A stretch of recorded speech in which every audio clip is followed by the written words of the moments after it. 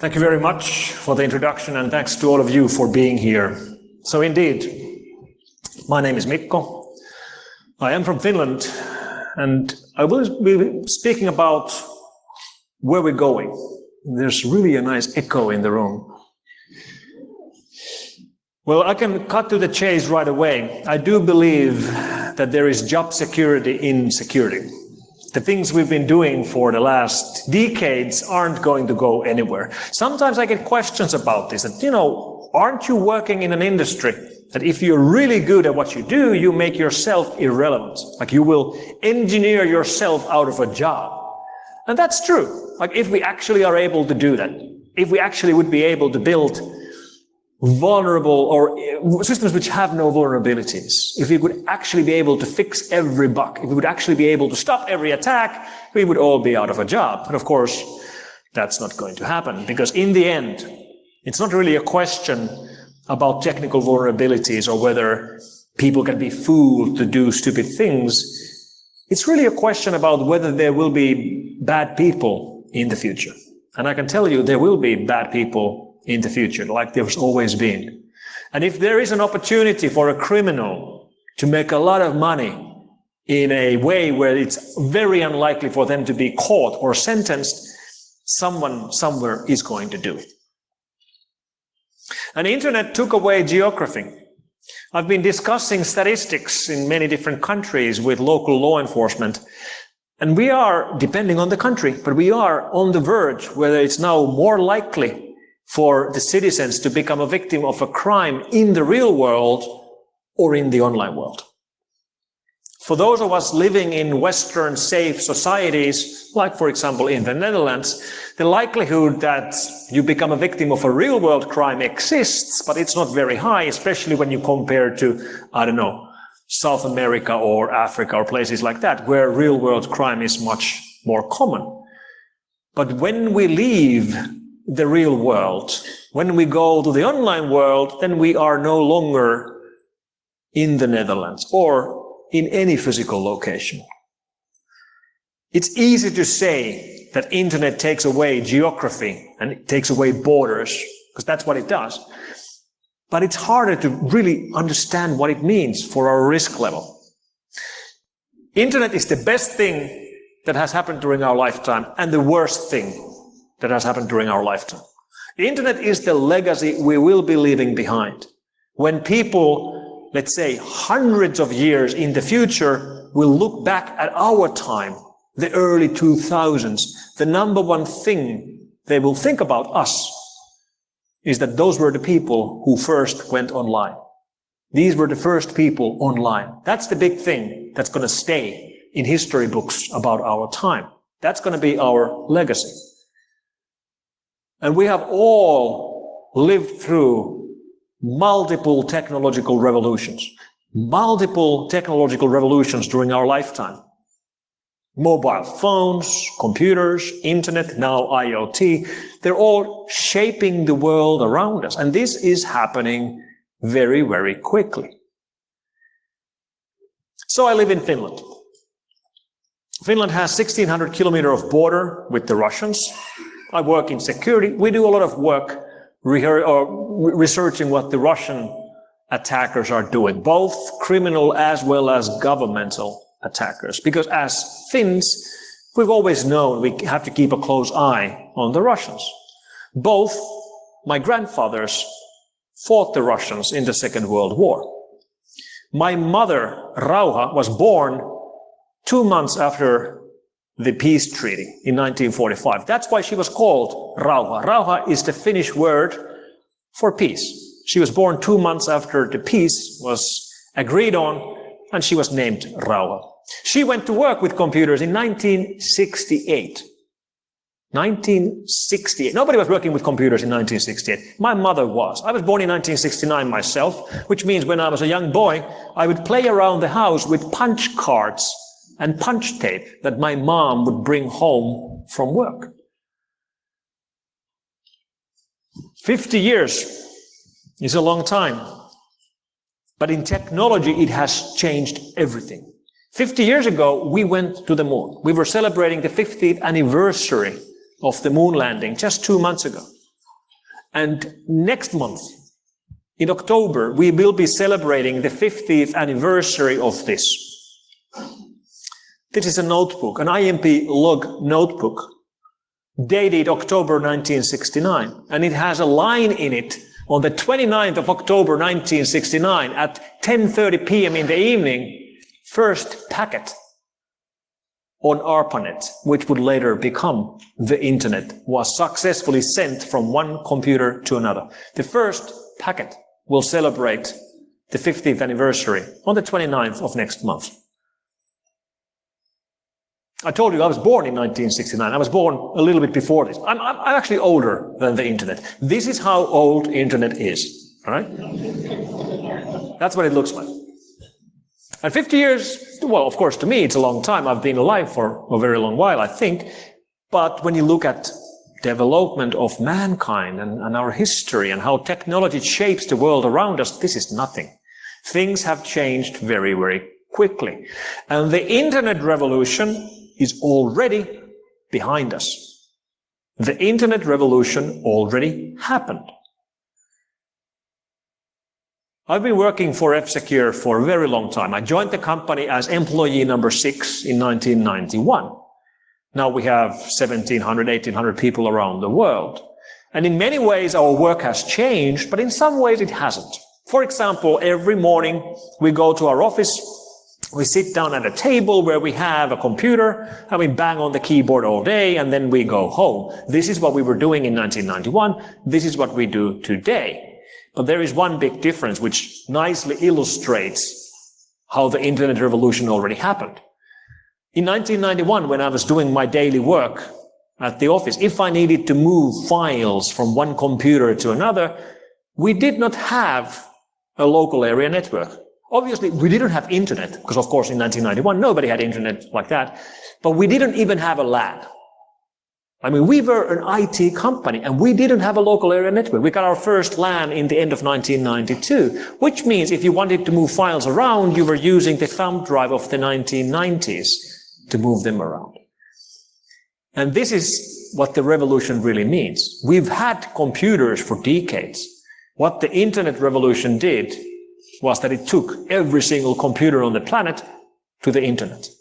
And this has already happened. It's very hard to find a computer anymore which is not online. Every computer is online. And now we are in the beginning of the next revolution, which is the IoT revolution, or the revolution of connected devices. And this is in the very beginning. Because it's not about smart devices. It's more about stupid devices. Smart devices, we all know the risks. I am the father of the Hypponen law, which says that if it's smart, it's vulnerable, which is a very easy law to justify. When you add functionality and connectivity into everyday devices like televisions or fridges, they inherently become hackable because now they're running code, now they are online.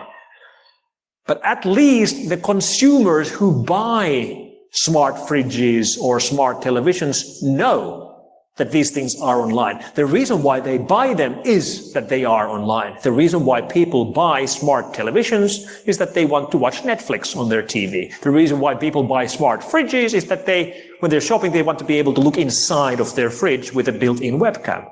These are features which users want. But what's going to happen in the very near future is that devices which are not smart will be going online as well. Devices where the consumers don't need the things to be online. Stupid things, things like toasters, because we don't need our toasters on the internet. We don't need an app to tell us that the toast is done. We don't need that. But they're going to be online anyway. And they're going to be online, and everything will be online, and everything will become a computer, because data is money. Data has become money. Money has also become data, thanks to cryptocurrencies. But data has also quite concretely become valuable.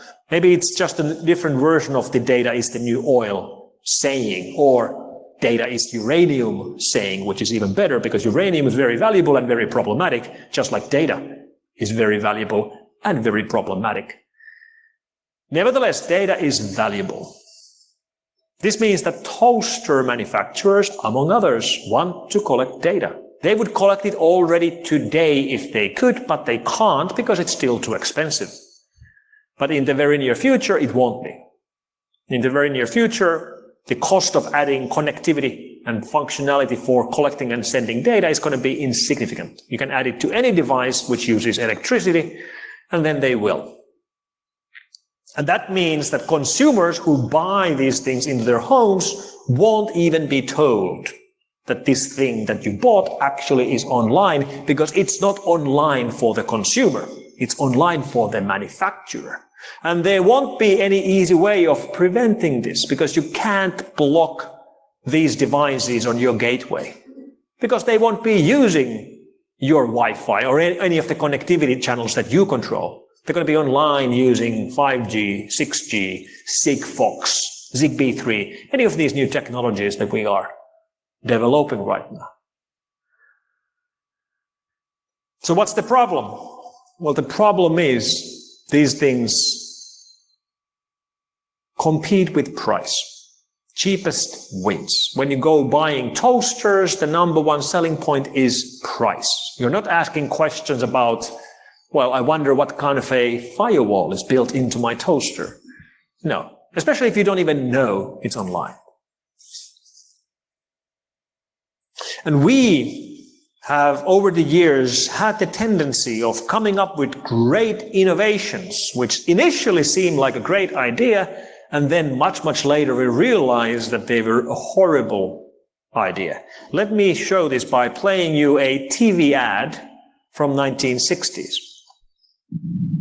Smart woman, she's putting a new floor down by herself. Wise woman, she's using Kentile vinyl asbestos tile. Easiest flooring to install, easiest flooring to care for. Save every way with Kentile vinyl asbestos tile. This smart woman was using asbestos tiles. Asbestos, which was such a great innovation. Miracle material, which you could shape in any form you wanted, which wouldn't catch fire, which was great for insulation, and also, as we discovered later, horrible for our health. And we're battling with asbestos problems even still today. And what we are doing right now could be characterized as IT asbestos.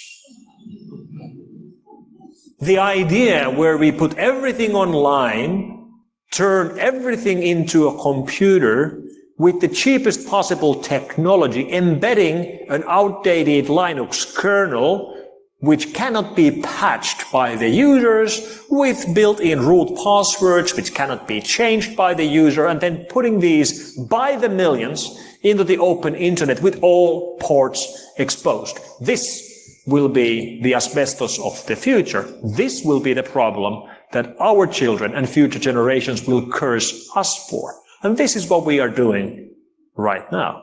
It seems like a great idea right now. To me, it sounds like it could come back to haunt us. And in some ways, it's already happening. Last week, we released our latest report on threat detections. Our half-a-year report, which included what we see on our honeypots. We run a global network of honeypots which collect attacker traffic. And for the last 20 years, number one detections on those honeypots have, of course, been Windows malware. Windows worms, Windows bots, the usual. Well, in the latest report, for the first time ever, it's Linux. Linux is finally mainstream.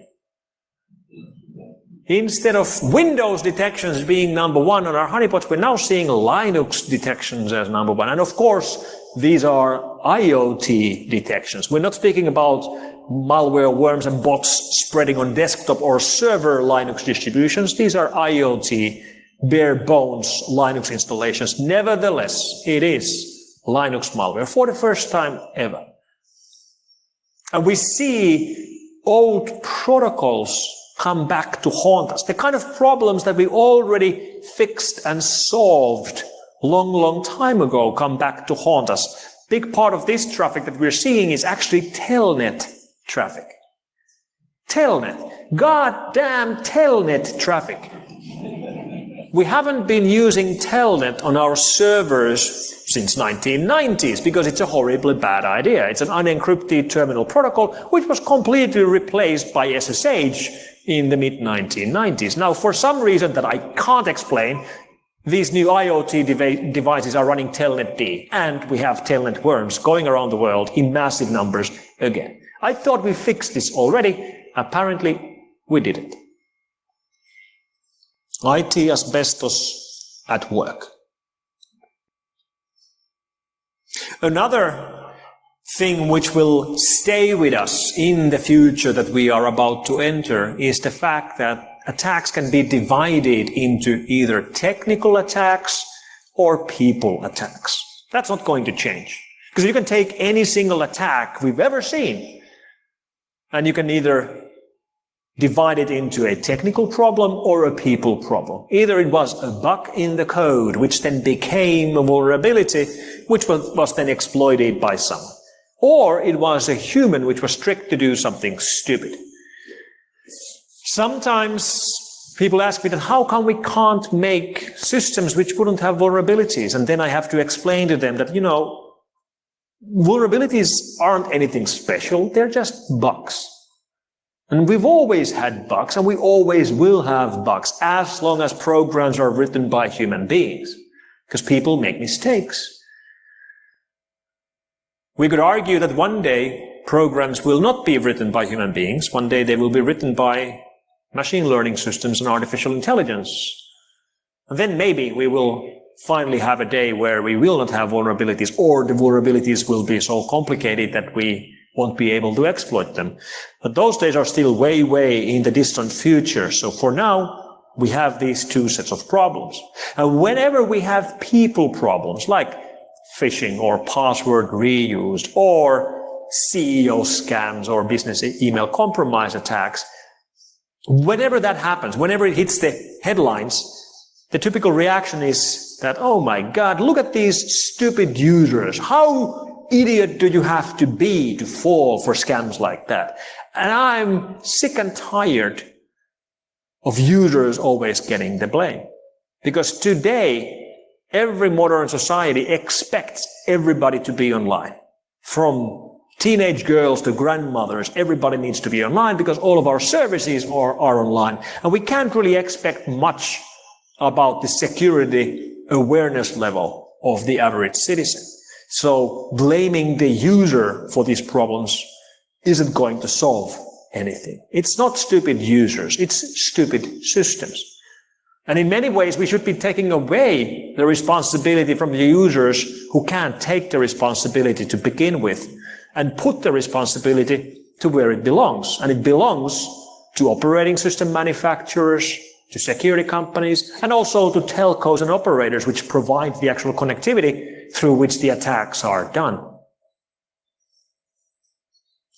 So last month I was in Kent, in the United Kingdom, discussing with a CFO of a local real estate company about a business email compromise that they were hit with. They were hit with a CEO scam. They lost money. A typical problem where you can just, say that, how stupid do you have to be to fall for a Nigerian scam?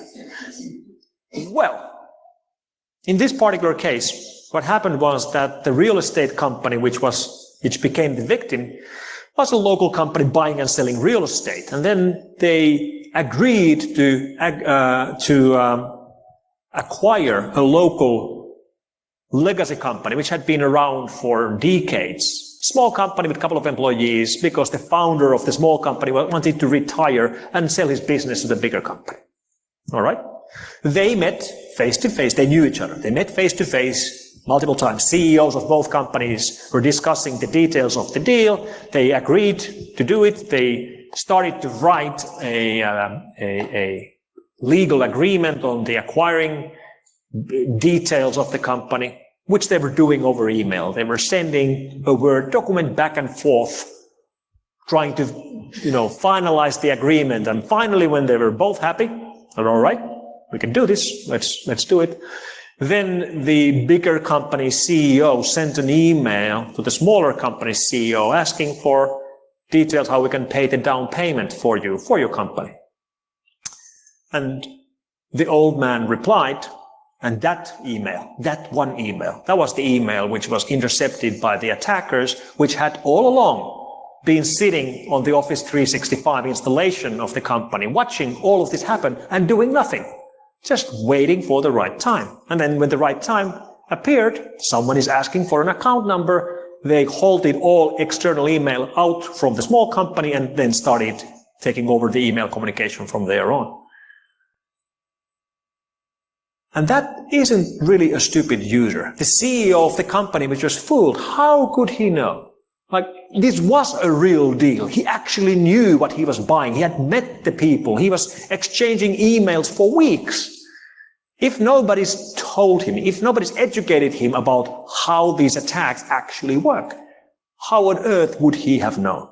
If somebody would have told him, then of course he would have made the phone call and confirmed the account number over phone or something. But if you don't know, you're never going to do that. It's not really a question of stupid users, and it's lazy for us security people to blame the user for problems like this. In a similar manner, whenever I'm visiting our customers and clients, one thing I've started doing is that I ask to be shown around. Like, could somebody take me around your offices here? Oh, I'd like to see what you do. And most companies are really happy to do this. Let's go for a walk. Let's have a look around. Here's our manufacturing department. Here's our design department. Here's our sales. Here's our top management. And then I ask if we could go to the financial people. And then we go to the CFO's office. Here's our CFO. Nice to meet you. Here's our controller. Then I ask, where are the people who actually pay the bills? And then we go and meet the people who pay the bills.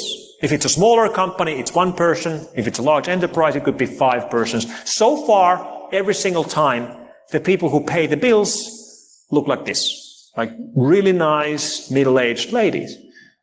And I talk with them that, okay, so what do you do? Well, I pay the bills. All right. How do you pay the bills? Well, I use this online banking system on my computer, and she shows a desktop, typically running Windows 10 or something like that. And I have this smart card to authenticate to the bank system and all that. Cool. All right. Then I ask her that, how much money do you move through this computer every month? And of course, answers differ, but it could be like 200,000 euros or $500,000 or $3 million or whatever. Cool. And then I ask my last question, the killer question, which is, could you now show me the computer that you use for going to Facebook and YouTube and for Googling stuff? Like, where's that? And now they're confused. Like, what do you mean? And you can almost see a light bulb go on top of their head when they realize that, I just told this guy that I move €500,000 through this computer every month. Why am I going to Facebook with the same computer? Which is a really good question. And this really isn't rocket science. It's about thinking about the attacks and the threat surface, because that computer, that's the prime computer banking Trojan gangs want to get their hands on. And the more that computer is used for anything else than just receiving bills and paying the bills, the higher the risk it is that it will be taken over. Computers are cheap. You can just have her have another computer for doing everything else, and then one computer only for paying the bills. And security needs time to evolve. Security and safety both need this. I'll show you a photo about what seat belts used to look like. It's the right idea. It is a good idea. It just needs still a little bit involvement. And the same thing applies to security. When you look at any of the things we've innovated over the last decades, none of it was ready when it was innovated. It needs time out there in the field. It needs real users to use them for real, to see what works and what doesn't. And sometimes it feels like we're doing no progress at all. We keep hearing about companies getting hacked and massively large data breaches over and over again. And when you look at that, it's easy to forget that we actually are making progress. Just look where we were 10 years ago and look where we are today. The systems we use today are so much better than what they used to be. We are getting better. The attackers, of course, are trying to catch up. But 10 years ago, look at the computers we were running. Windows XP was still #1 operating system 10 years ago. And by the way, Windows XP did not have a firewall by default. XP Service Pack 0 didn't have a firewall. Like you plug that onto the internet, every port was open. That's how bad it was. Over the last 10 years, new modern mobile systems have taken over the world. Android and iOS. They, of course, still have problems, but overall, when you look at the safety and security level of the devices we have in our pockets, these are really, really well secured compared to anything we used to have before, and they are superior to our computers. Our mobile phones are superior in their security model to our computers, for the basic reason that you can't just simply write code on it and give that code to anyone else. You have to go through the App Store model and verification model before it's actually globally available. So we are making progress. It doesn't always feel like that. And it's especially hard to feel like we're making progress when you look at the best attackers out there. Especially when you look at governments and the kind of work they do. Governments have the biggest budgets, and they are the most persistent attacker. The problem with governmental attacks isn't really about anything else as about persistence. Sometimes we use the word APT to describe governmental attacks, and the abbreviation, Advanced Persistent Threat, the key word really is the P, persistent. If you have a persistent attacker, an attacker who won't give up, then you have a problem. Because normal attackers give up. Normal attackers are not after you. Normal attackers are after money. And if it's too hard, too slow, too expensive to hack you, they will forget about you. They will go after an easier target. They will go after the low-hanging fruit. And believe me, when I tell you that the internet is a garden of low-hanging fruits, there's like so many easier targets than you if you do any basic work to securing your networks. So it's really easy to avoid criminal attackers compared to the governmental attackers, because governmental attackers don't change their mind. They don't give up. The reason why they don't change their mind is that these guys typically work for a military organization. And what people inside military organizations do is that they follow orders. So these guys have been given an order. You and you go and hack that company in that country, steal this information, report back when you've done it. Go. That kind of an order. And if that's the framework you're working in, that's what you're gonna do. You're gonna hack that company. And if you can't get in, if it's too slow, too expensive, too hard to get in, you're not going to change your mind.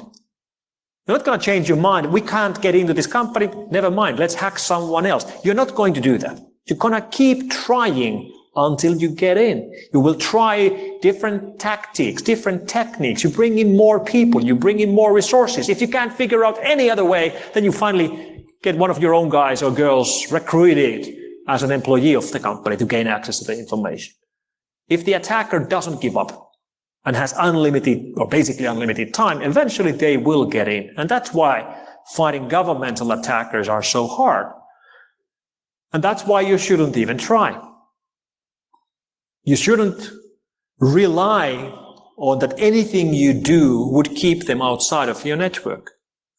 Instead, you should focus on being able to detect when they get in.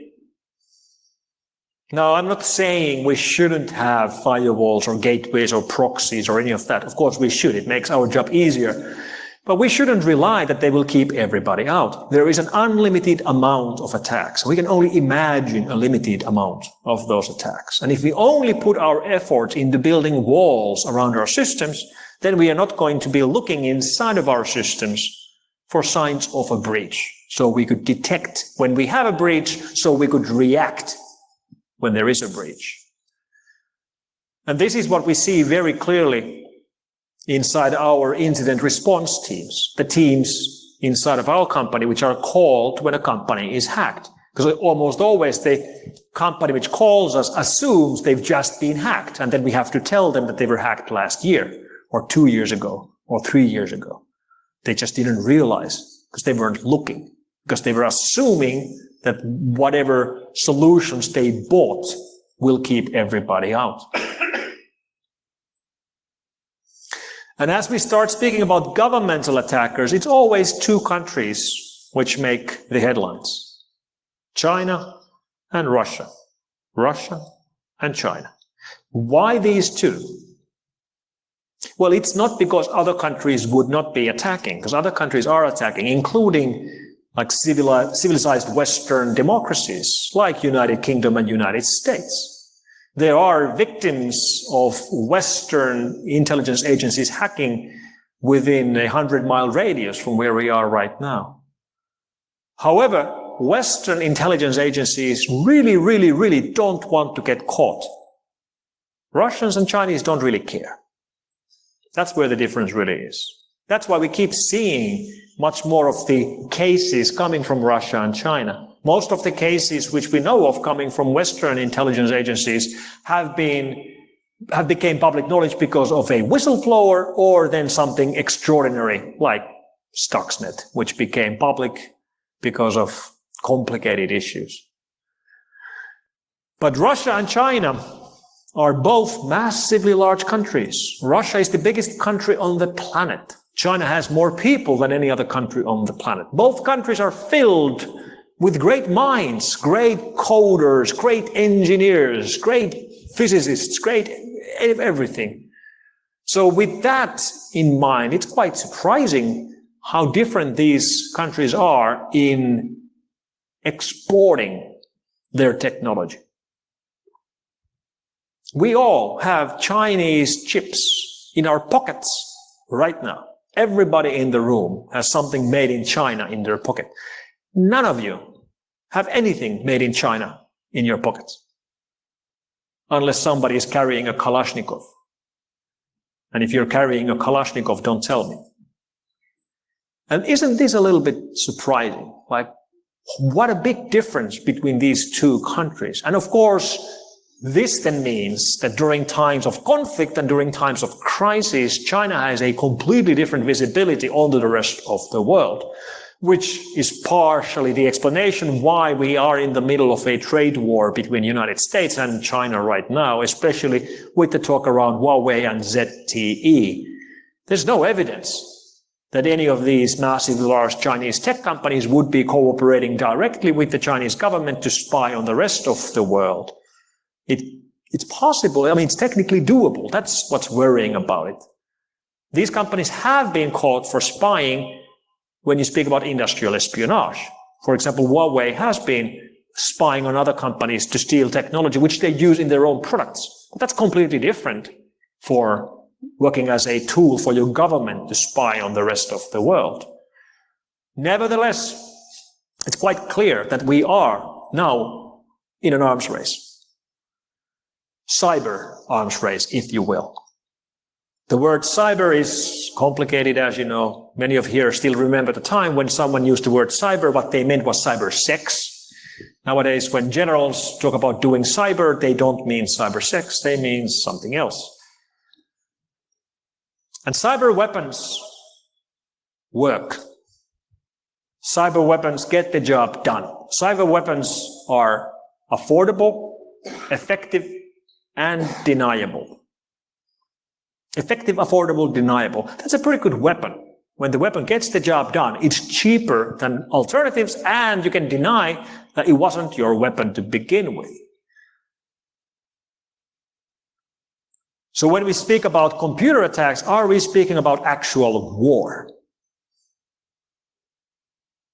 First ever review of international cyber attacks that computer sabotage emanating from another country can constitute an act of war. Computer attack emanating from another country constitutes an act of war. This is a news clip from 15 years ago already.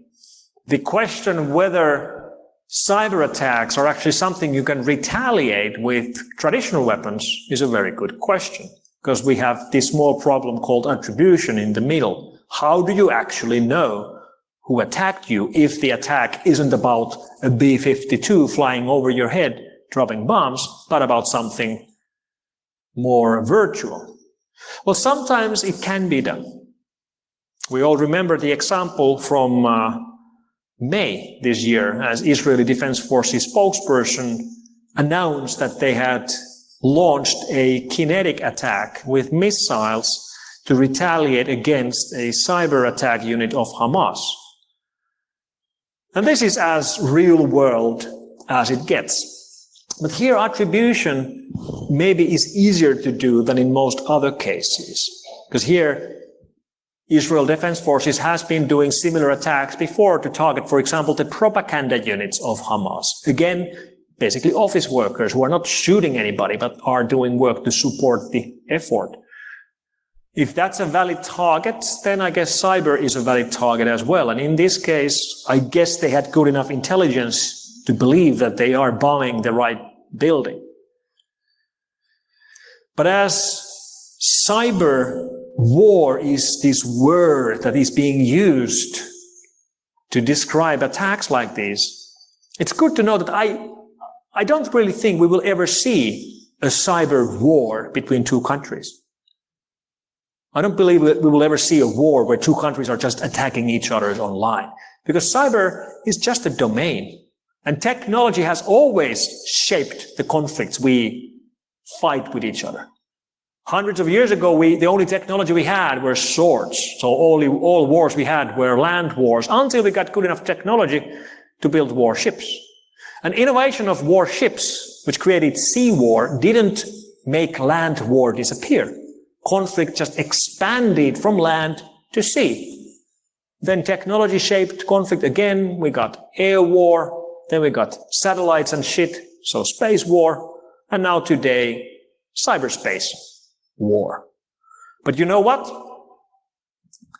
These 5 domains for war that we have today are not going to be the only ones. There will be future domains, new domains for war that we can't imagine today. Or if we try to imagine what they might be, it's going to sound really science fiction-like. Because, we might be speaking about things like DNA warfare or nano warfare. What could nano warfare look like in distant future? Well, you can imagine enemy planes flying over your land, dropping nanobots, which would then be airborne and enter the bloodstream of your soldiers and go to their brains to change their thoughts. And if that sounds like science fiction to you, exactly.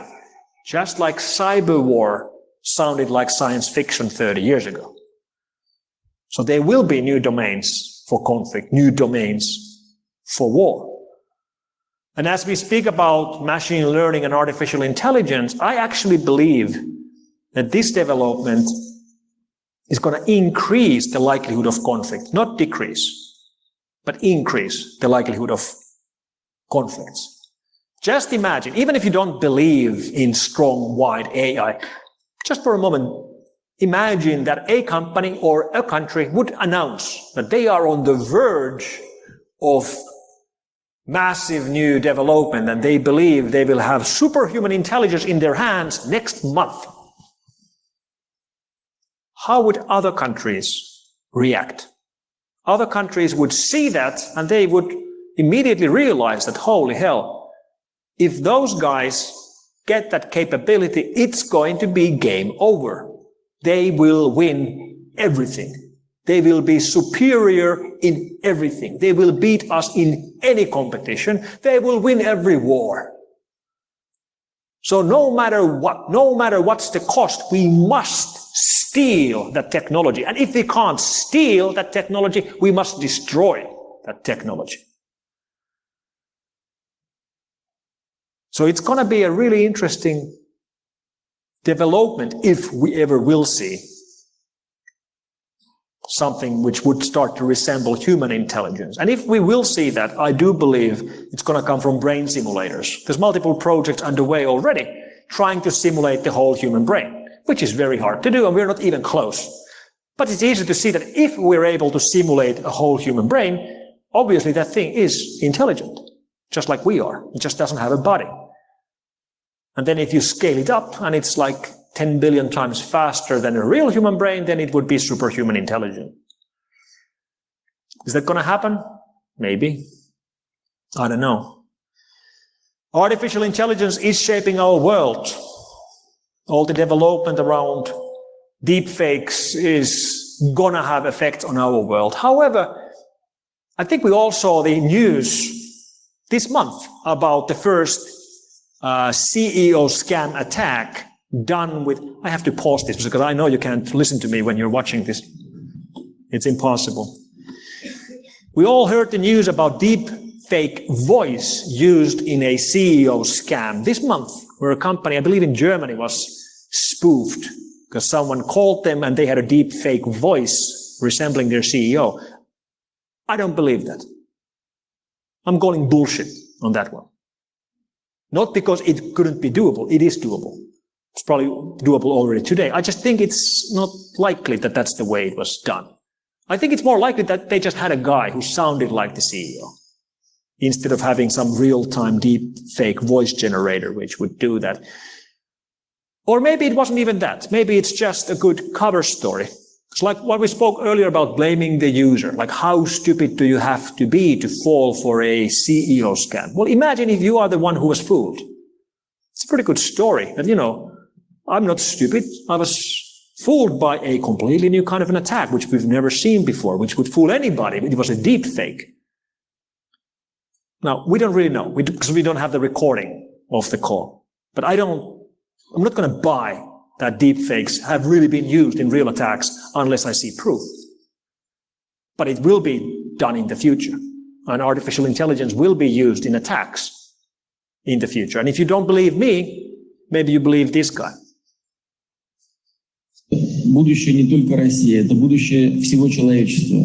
Здесь колоссальные возможности и трудно прогнозируемые сегодня угрозы. Тот, кто станет лидером в этой сфере, будет властелином мира. Кто лидером в этой сфере станет лидером мира? Who leads artificial intelligence will rule the world. So machine learning is part of the puzzle. And today, all security companies are using machine learning for defense. In the near future, it's going to be used for offense as well. We haven't actually seen that yet. We've only seen attackers trying to poison our systems that use machine learning for defense, but we actually haven't seen attackers use machine learning as real attacks. So we got to stop relying on just building the walls around our networks. Got to put more and more effort into just accepting that whatever walls we build, they won't keep everybody out. And if somebody gets in, we have to be able to detect that there's a breach so we can react when there is a breach. And when security works, it's invisible. Tomorrow, in the biggest newspaper here in the Netherlands, you will not see a headline which says that the second largest Dutch company was not hacked yesterday. Like, that's not going to be news. If it is hacked, then that will be news. And that means that we have to keep succeeding in our work every time. And when we do that, it's invisible. Nobody sees that. If we fail, then it's going to be very visible. And rarely is anyone thanked for the work they did to prevent the disaster that didn't happen. Rarely is anyone thanked for the work they did to prevent the disaster that didn't happen. So I want to thank you for the work that you are doing to prevent the disasters. Thank you for your work. Thank you very much.